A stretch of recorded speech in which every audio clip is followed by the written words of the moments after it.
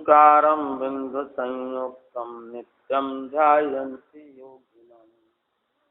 कामदं मोक्षदं चैव ओंकाराय नमो नमः। नमः समयसाराय स्वानुभूत्याचकाशते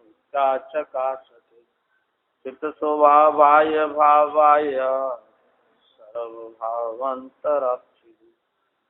वन्दे त्ववसीदे ध्रुवम् अचलमणोपं गन्धपते।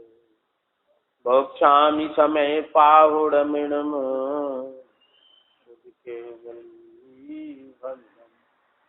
निज स्वरूप को परम रस जामे भरो अपार। बंदो परमानंद समय सार कुंद कुंद मुनि चंदवर अमृत चंद मुनि। आतम रसी बनारसी बंदो पदे। श्रीमद् भगवत कुंद कुंदाचार्य देव द्वारा रचित समय सारजी परमागम के कर्ता कर्म अधिकार में 69-70 गाथा में इस जीव को कर्ता कर्म की प्रवृत्ति कैसे होती है। 71 गाथा में बताया कर्ता कर्म की प्रवृत्ति का अभाव कब होता है। अब प्रश्न होता है कि ज्ञान मात्र से ही बंध का निरोध कैसे होता है। इसके उत्तर में गाथा 72 अवतरित होती। इसमें आचार्य भगवंत कहते हैं रादूढ़यासवाणम् असुचित्तं च विपरीत भावं च दुःखस्य कारणं तिय तदोड़यन्ति गुणदिजीवो।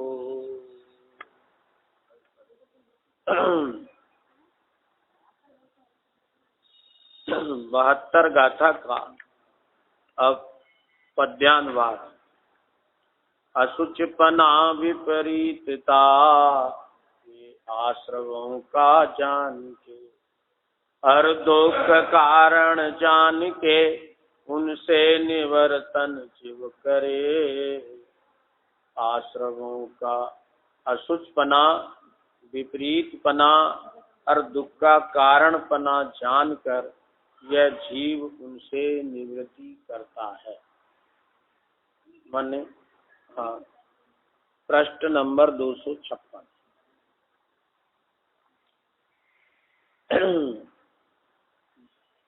आश्रव और आत्मा का भेद ज्ञान होने मात्र से बंध का निरोध होता है। इस प्रश्न के उत्तर में यह 72वीं गाथा है। इसमें आचार्य देव कहते हैं आश्रव की हेयता दर्शाते हैं। आश्रव की हेयता 3 प्रकार से कही कि आश्रव अशुचि है, आश्रव विपरीत है और आश्रव दुख का कारण है। ऐसा जानकर यह जीव उनसे निवृत्त होता है। क्या समझ में आया? किसी व्यक्ति से कोई संबंध तोड़ता है, कब तोड़ता है? जब उसे उसके प्रति हेयता भाषित होती है। क्या समझ में आया? कि ये व्यक्ति धोखेबाज है। क्या समझ में? तब वह उससे संबंध तोड़ देता है। जब तक वह उसे अपना मानता है, मित्र मानता है, सगा मानता है, तब तक उससे संबंध रहते हैं। जब उसको ये पता लगता है ये सगा नहीं सगा है, मित्र नहीं शत्रु है, क्या समझ में? ये हमारा हितकारक नहीं अहितकारक है, तो वह व्यक्ति उससे संबंध तोड़ देता है, उससे निवृत्त हो जाता है। तो आश्रवों से निवृत्ति करने के लिए आचार्य देव आश्रम का ज्ञान कराते हैं। क्या ज्ञान कराते हैं कि आश्रम अशुचि है, उनका अशुचपना है, और आश्रमों में विपरीतपना है। आश्रम दुख के कारण है, आश्रम अशुचि है, तो अशुचि भी किसी के आधार से कहा है तो आत्मा शुचि है। आश्रम विपरीत है, आत्मा से विपरीत है। क्या समझना है? आश्रम दुख के कारण है, आत्मा का स्वभाव सुख का कारण है। ऐसा जानता है तब यह जीव उनसे निवृत्ति करता है। किनसे निवृत्ति करता है? आश्रमों से निवृत्ति करता है। और आश्रमों से निवृत्त हुआ तो फिर बंध से निवृत्त हो गया, क्योंकि आश्रम से बंध होता है। अब इस गाथा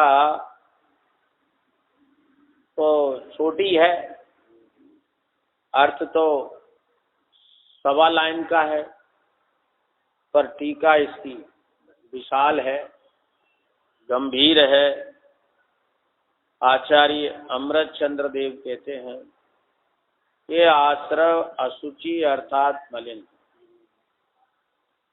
क्योंकि जैसे जल में शैवाल या शैवाल स्वयं तो मलिन है ही, जल को भी मलिन दिखाती है, उसी प्रकार ये आश्रव भी कलुषता अथवा मलिनता को प्राप्त होने से स्वयं मलिन है एवं आत्मा को भी मलिन अनुभव कराते हैं। लेकिन आत्मा भगवान है, ज्ञानवान है, और वह सदा अति निर्मल चैतन्य भाव को प्राप्त है। अतः वह अत्यंत शुचि है, पवित्र है, उज्जवल है। आश्रव आत्मा से भिन्न स्वभाव वाले हैं, ज्ञेय हैं, क्योंकि जड़ स्वभावी होने के कारण वे दूसरों के द्वारा जानने योग्य हैं। जो जड़ होता है वह न तो स्वयं को जानता है और न पर, उसे तो दूसरे ही जानते हैं। लेकिन आत्मा सदा ही विज्ञान घन स्वभाव वाला है, अतः वह स्वयं चेतक है, ज्ञाता है, आश्रमों से भिन्न स्वभाव वाला है, ता स्व और पर को जानता है। आश्रम दुख के कारण है, क्योंकि आत्मा में आकुलता को उत्पन्न करने वाले हैं। लेकिन भगवान आत्मा सदा ही निराकुल स्वभाव वाला है। वह न तो किसी का कार्य है और न ही किसी का कारण है, अतः वह दुख का कारण नहीं है। इस प्रकार आत्मा और आश्रमों में इन 3 विशेषणों के द्वारा भिन्नता देखकर जिस समय भेद ज्ञान करता है, उसी समय क्रोधादि आश्रमों से निवृत्त होता है। यदि उन आश्रमों से निवृत्त ना हो तो पारमार्थिक सच्चे भेद ज्ञान की सिद्धि नहीं होती। इसलिए यहाँ ऐसा कहा है कि क्रोधादि आश्रमों की निवृत्ति से अविनाभावीपन ज्ञान मात्र से ही अज्ञान के कारण होने वाले पौद्गलिक कर्म बंध का निरोध सिद्ध होता है। यहाँ इतना विशेष जानना चाहिए कि आत्मा और आश्रमों का जो वेद ज्ञान है वह अज्ञान है या ज्ञान। यदि अज्ञान है तो यह आश्रमों से अभेद ज्ञान ही हुआ, उससे अलग नहीं हुआ। और यदि ज्ञान है तो पुनः प्रश्न है कि वह ज्ञान आश्रमों में प्रवृत्ति रूप है या निवृत्ति रूप है। यदि वह ज्ञान आश्रमों में प्रवृत्ता है तो वह आश्रमों से अभेद ज्ञान रूप अज्ञान ही है, इसमें कोई भी विशेषता नहीं है। और यदि वह आश्रमों से निवृत्ति रूप है तो ज्ञान ही से बंध का निरोध कैसे सिद्ध नहीं हुआ, अर्थात सिद्ध हुआ ही है। इस प्रकार सिद्ध होने पर जिसमें अज्ञान का अंश पाया जाता है, ऐसे क्रियानय के एकांश का निराकरण हो जाता है। शायद ही आत्मा और आश्रम का वेद ज्ञान आश्रमों से निवृत्त नहीं है तो वह ज्ञान ही नहीं है।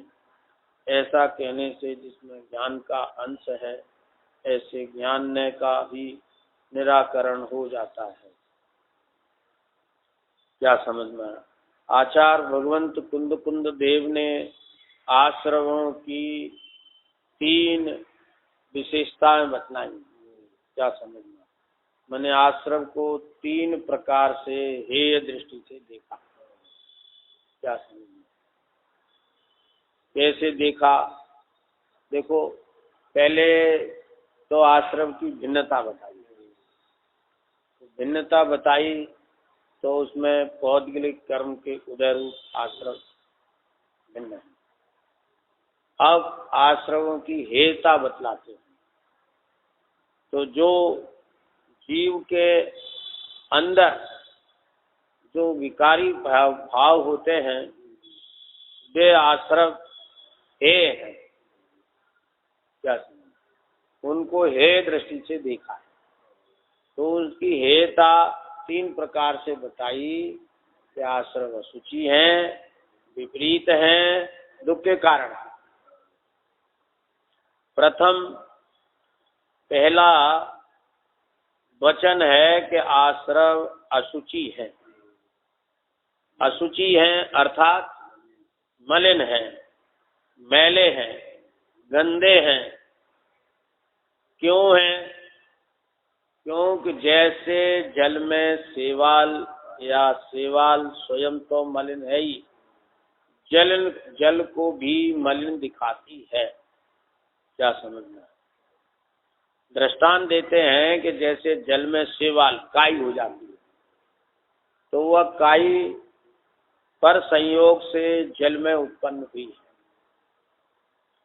और वह स्वयं मलिन है और वो काई ऊपर ऊपर फैल जाती है तो बाहर से कोई देखता है तो वह मलिन दिखाई देता है। हालांकि अंदर स्वच्छ जल भरा हुआ है लेकिन बाहर से काई ऊपर ऊपर दिखती है जिससे जल मलिन दिखाई देता है। उसी प्रकार ये आश्रव भी कलुषता अथवा मलिनता को प्राप्त होने से स्वयं मलिन है। कैसे हैं? आश्रव स्वयं कलुषता अथवा मलिनता, विकारी भाव, खोटे भाव। क्या समझ? मिथ्यात्व के भाव, पाप पुण्य के भाव। क्या समझना है? इसे आश्रम, मिथ्यात्व, अव्रत, कषाय और योग 4 भेद आश्रम के किए। उनमें पहला तो मिथ्यात्व है, दूसरा अवृत्ति है, तीसरा कषाय है और कहीं कहीं प्रमाद भी कहा है।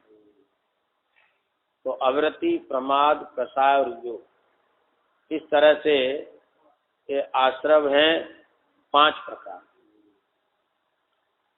तो पहला तो मिथ्यात्व है, फिर अवृत्ति है, फिर प्रमाद है, फिर कषाय है, फिर योग।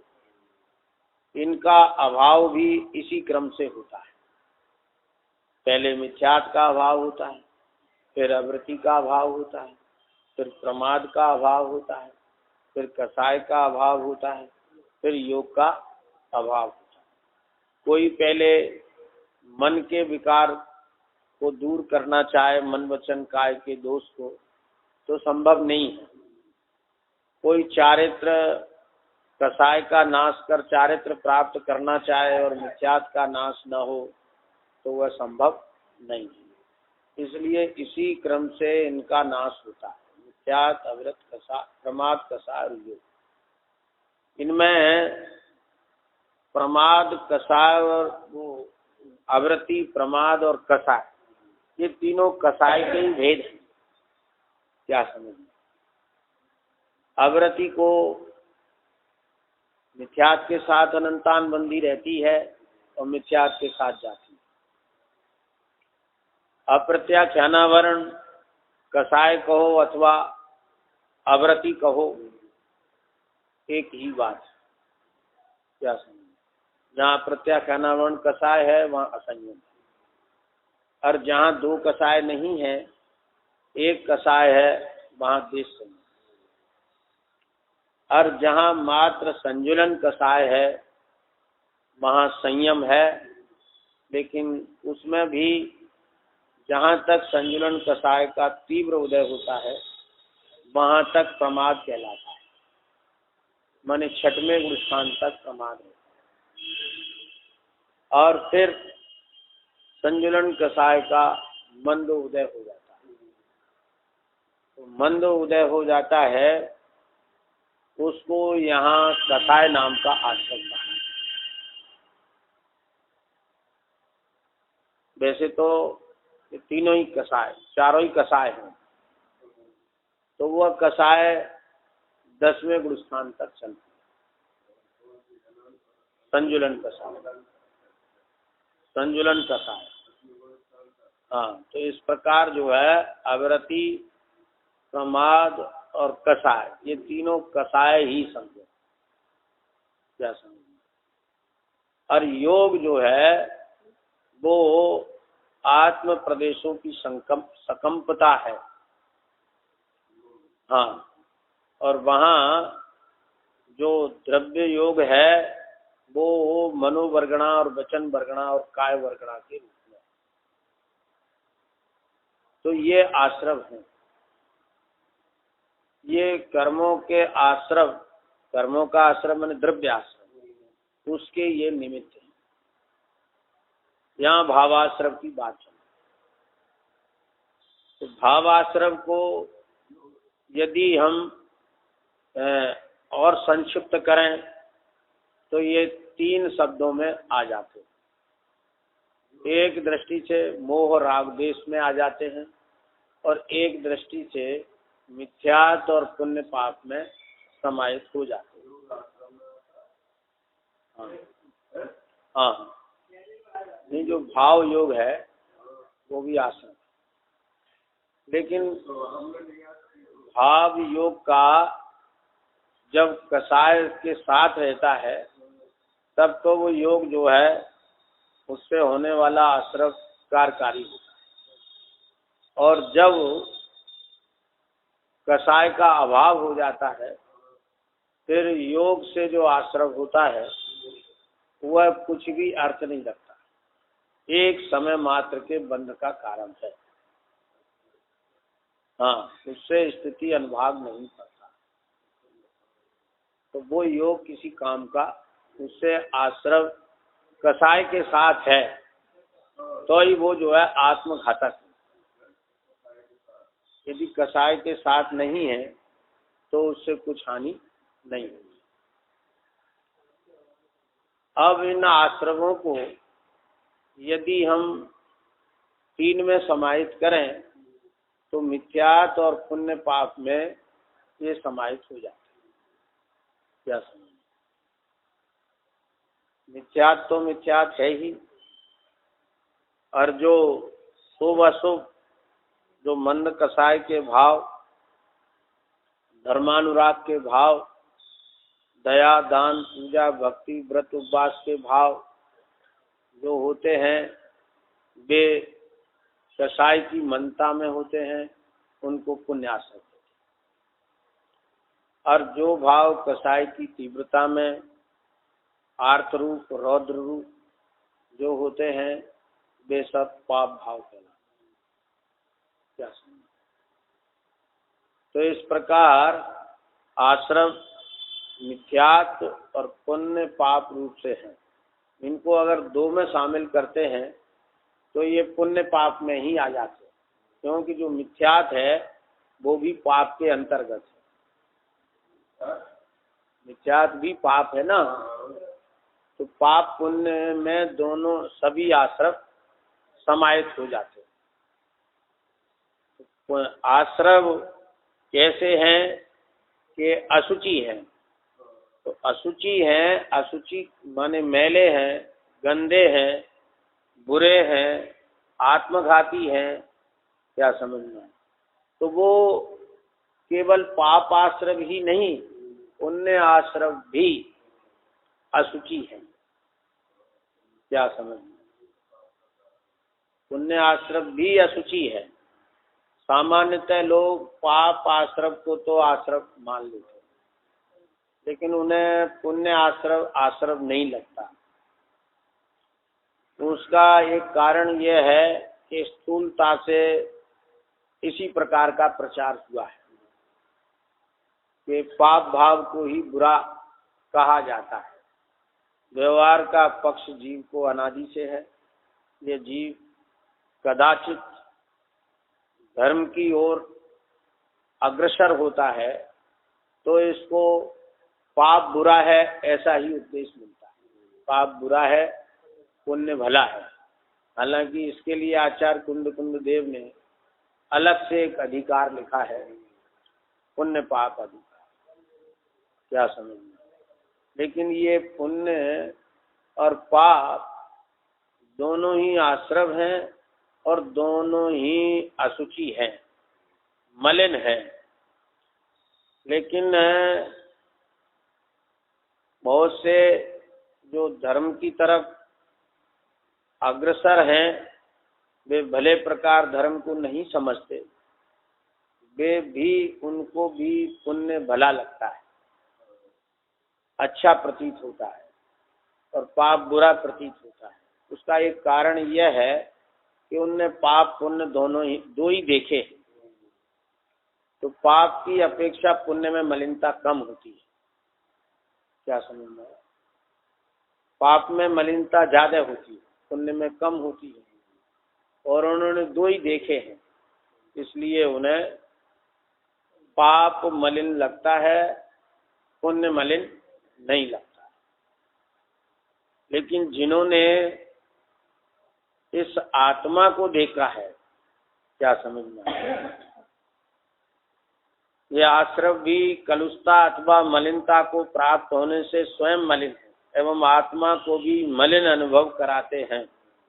स्वयं भी मलिन है, और जिनकी दृष्टि आश्रव में एकत्व रूप होती है, उपादेय रूप होती है, उन्हें भी मलिन आत्मा का अनुभव होता है।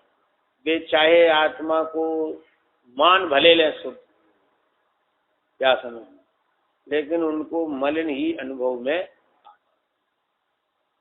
आज का जो मुमुक्षु समाज है उसने ये बात सुन रखी है कि पुण्य आश्रव भी पाप की भांति मलिन है और आत्मा शुद्ध है। तो वे भी कहते हैं कि दोनों ही मलिन हैं, पर कहना अलग बात है और दिखना अलग बात है। क्या समझ? आश्रव मलिन दिखे तो आश्रमों से निवृत्ति होती है। तो मलिनता दिखनी चाहिए। तो मलिनता दिखाने के लिए निर्मल पदार्थ सामने हो तो मलिनता दिखती है। जैसे आटा का रंग कैसा होता है? सफेद होता है। लेकिन अगर आप मैदा के सामने आटा रख दो तो आटा आपको लाल लगने लगेगा, मैदा सफेद लगती है। क्या समझ? और मैदा को अगर आप अरारोट के सामने रख दो तो मैदा मलिन लगने लगती है, अरारोट साफ लगता है, सफेद लगता है। लेकिन उसकी मैदा की मलिनता दिखेगी तब जब अरारोट के सामने रखोगे, तभी उसकी मलिनता दिखेगी। जिसने आटा और मैदा ही देखी है तो उसको तो मैदा ही सफेद है आटे की अपेक्षा से। लेकिन जिसने अरारोट देखा है या अरारोट के सामने मैदा रखी है तो उसको मैदा की कालमा दिखती है। तो आचार्य अमृतचंद्र देव ने इस आत्मा की मलिनता दिखाने के लिए उन्होंने भगवान आत्मा को सामने रखा है। इसको रखा है सामने, भगवान आत्मा को। लेकिन आत्मा भगवान है। कैसा है आत्मा? भगवान है।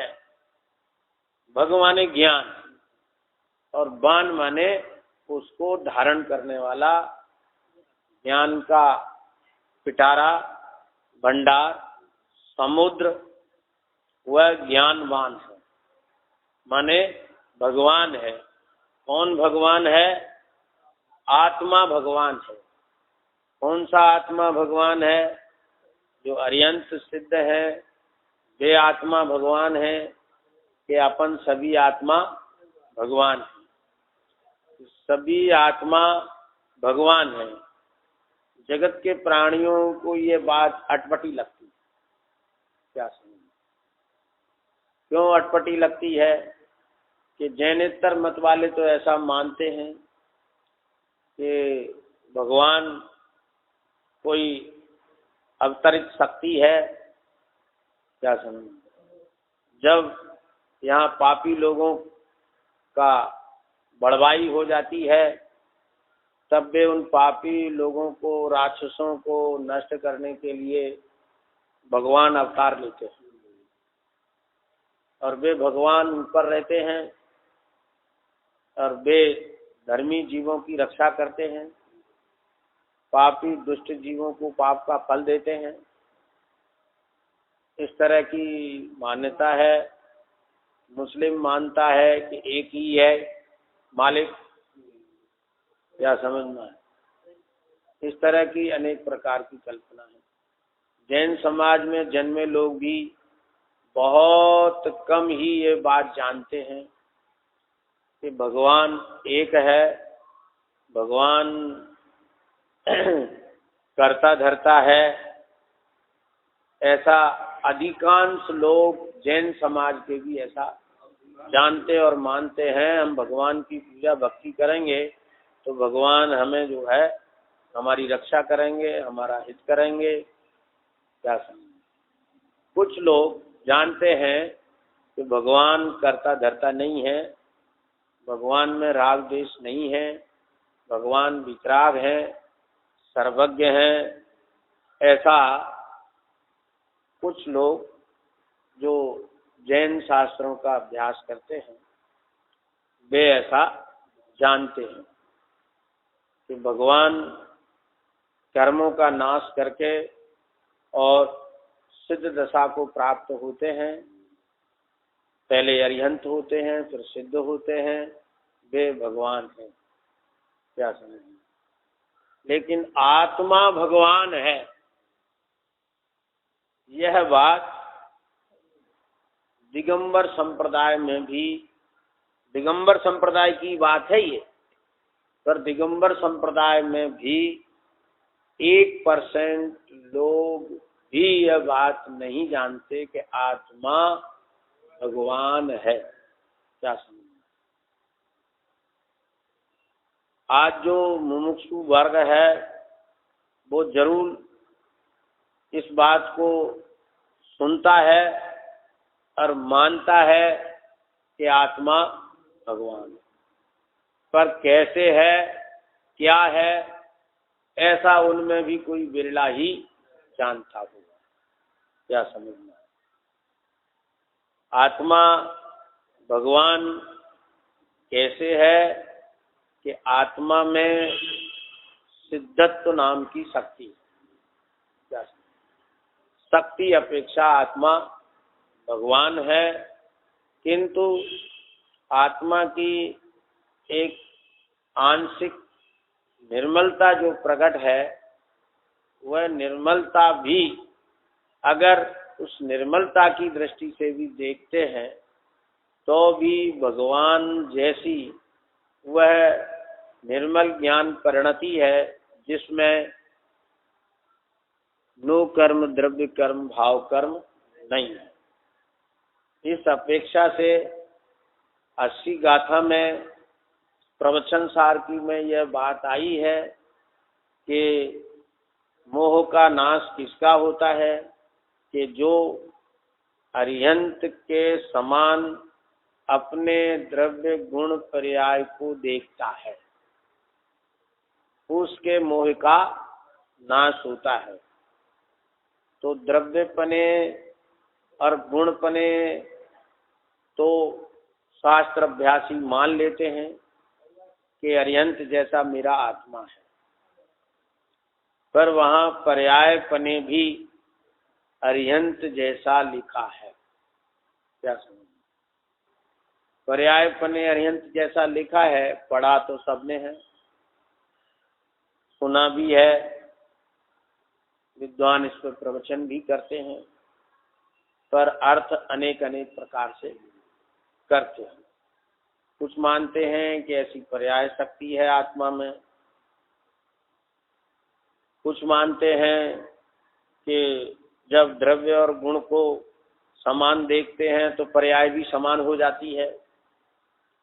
कुछ ऐसा मानते हैं कि अरिहंत दशा भी संसार अवस्था में है तो वो भी सिद्ध के समान, उनकी पर्याय निर्मल है। ऐसे अनेक अनेक प्रकार से लोग मानते हैं कि आत्मा भगवान है। आत्मा ज्ञायक स्वभाव की दृष्टि से भगवान है, ज्ञान स्वभाव की दृष्टि से भगवान है, और माने तो भगवान है, नहीं माने तो भी भगवान है।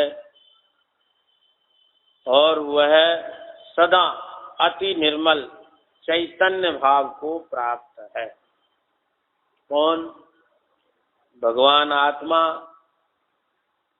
सदा अति निर्मल चैतन्य भाव को प्राप्त है। सदा ही माने अनादि से लेकर अनंत काल तक यह आत्मा निर्मल चैतन्य भाव रूप है।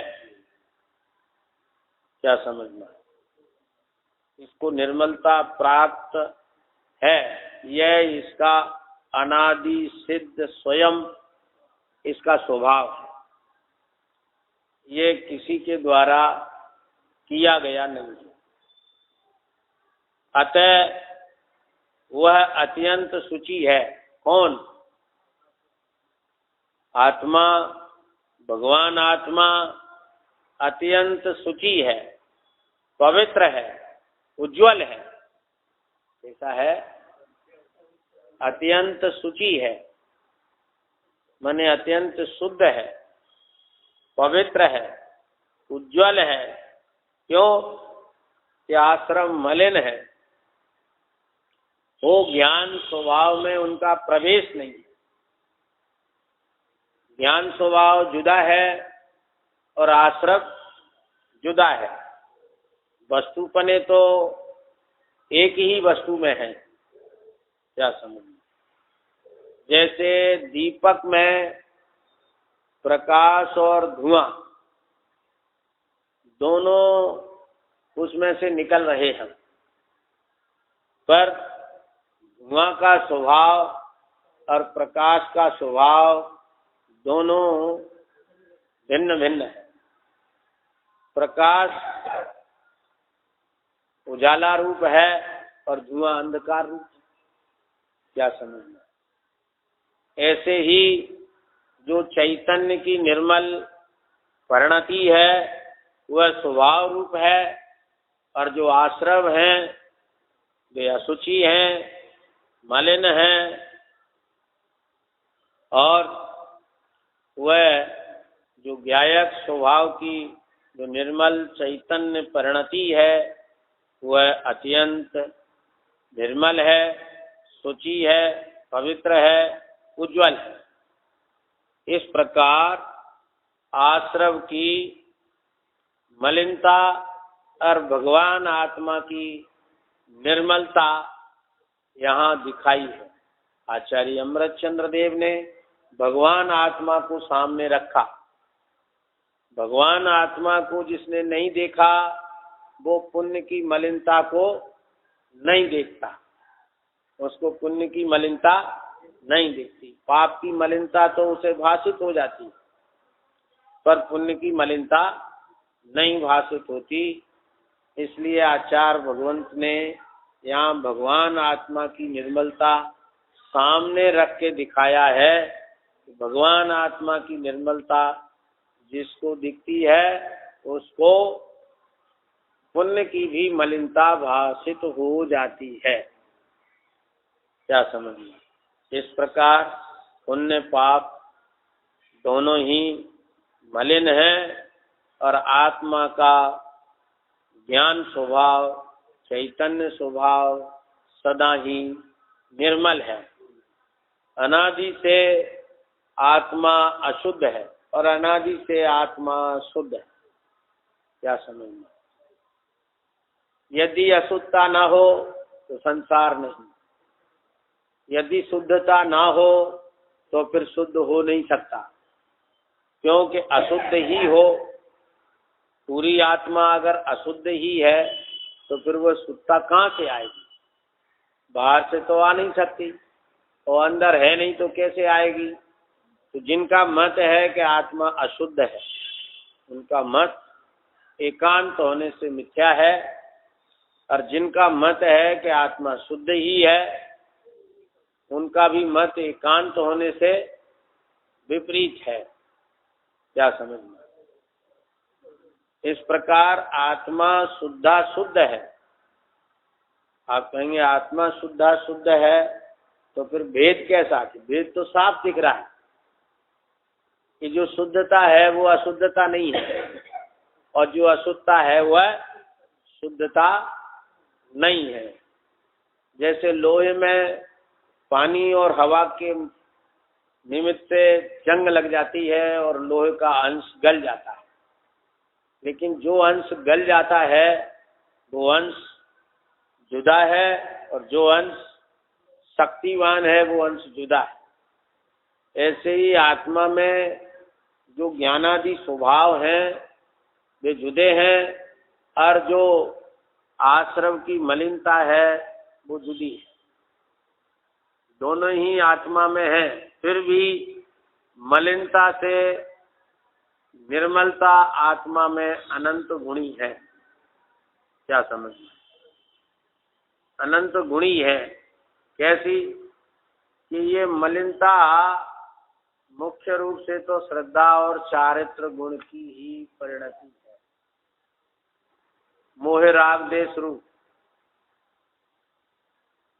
क्या समझना। और कुछ एक गुणों में थोड़ी बहुत मलिनता है, बकाया अनंत गुण तो निर्मल ही है, और उनकी परिणति भी निर्मल है।